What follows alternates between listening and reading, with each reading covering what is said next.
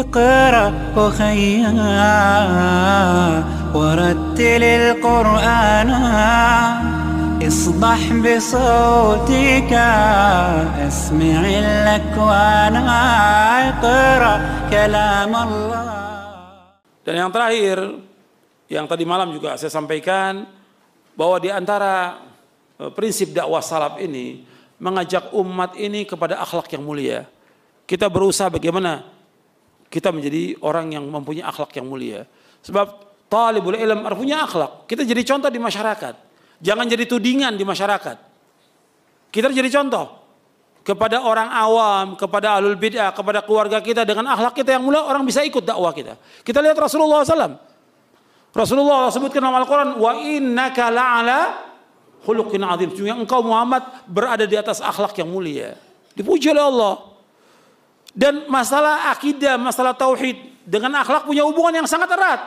Kata Nabi SAW, akmalul mu'mina iman ahsanum khuluqa wa khiyarukum linisaihim. Orang mukmin yang paling sempurna iman, yang paling baik akhlaknya. Dan orang yang paling baik di antara kalian orang paling baik kepada istri-istrinya. Hadis ini sahih. Iman dengan akhlak punya hubungan yang sangat erat. Kalau kita bertakwa kepada Allah, akhlak kita harus baik. Akhlak kita, hubungan kita dengan Allah, hubungan kita dengan orang tua, hubungan kita dengan orang-orang yang berilmu, yang mengajarkan kebaikan kepada keluarga, kepada kerabat, harus baik kita kepada mereka. Apa yang bisa kita bantu mereka. Kemudian baik juga kepada istri, orang mukmin yang paling baik, yang paling mulia, yang baik kepada istrinya. Baik, dia lemah lembut kepada istrinya, tidak kasar, tidak kotor juga mulutnya kepada istrinya. Harus baik kepada istrinya. Ini ajaran Islam. Kata Nabi, khairukum li ahlihi wa ana khairukum li ahli. Sebaik-baiknya orang yang paling baik kepada keluarganya, aku adalah orang yang paling baik kepada keluargaku. Contohkan teladan kita kepada keluarga. Kita baik kepada keluarga kita, kepada istri kita. Akhlak tunjukkan. Dan juga perhatikan masalah akhlak ini mulia. Akhlak ini berat timbangannya di hari kiamat nanti. Takwa kepada Allah dan akhlak mulia berat timbangannya. Makanya kita harus berusaha terus memperbaiki akhlak kita. Akhlak kita jauh sudah. Kalau kasarnya banyak di antara kita afwan ya. Ya, ini saya katakan akhlaknya tidak baik. Akhlaknya bobrok. Kasar tingkah lakunya.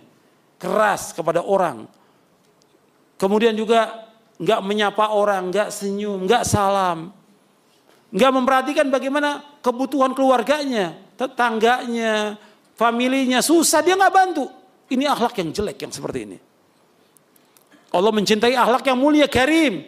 Innallaha ta'ala karimin yuhibbul karam wa ma'aliyal akhlak wa yubghidu sifsafa. Kata Nabi, Allah itu karim, mulia, dermawan. Allah cinta kepada orang yang dermawan. Allah cinta kepada akhlak yang mulia. Dan Allah benci kepada orang yang rendah akhlaknya. Tinggalkan tuh akhlak-akhlak yang jelek, yang kotor, yang gak beres. Itu muamalah kita yang gak bagus, tinggalkan semuanya. Kemudian tazkiyatun nufus. Kita juga harus berusaha bagaimana membersihkan hati kita. Tinggalkan hati kita ini jangan sampai syirik. Jangan sampai riya. Jangan sampai sum'ah. Jangan sampai sombong.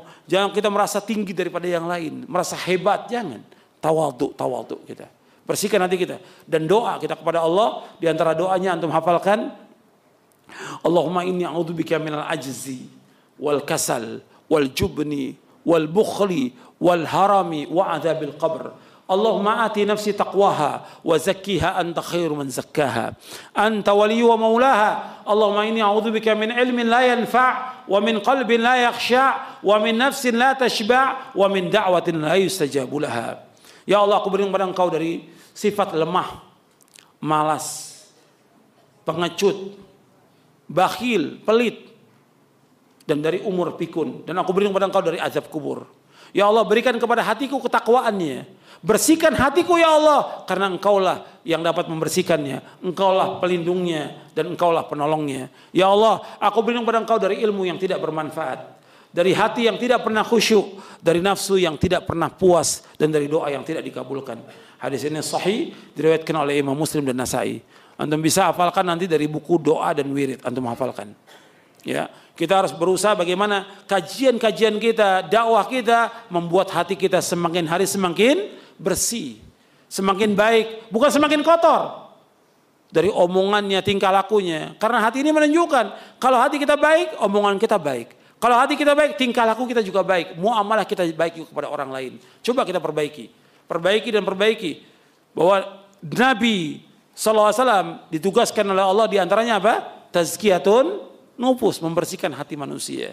Mudah-mudahan dengan kajian ini bermanfaat untuk saya dan untuk antum sekalian dan untuk ikhwan dan akhwat dan semua yang mendengar dan melihat dakwah ini. Mudah-mudahan Allah memberikan hidayah kepada kita semuanya, menunjuki kita di atas siratal mustaqim, di atas Quran wa sunnah ala fahmi salaf, dan kita diberikan hidayah taufik untuk terus berjalan di atas manhaj yang hak ini, berpegang teguh di atas Islam dan sunnah ala fahmi salaf, dan mudah-mudahan kita diwafatkan di atas Islam dan sunnah dalam keadaan husnul khatimah. Wa sallallahu nabiyana Muhammadin sallallahu alaihi wa ala wasallam wa akhiru da'wana alhamdulillahi rabbil alamin.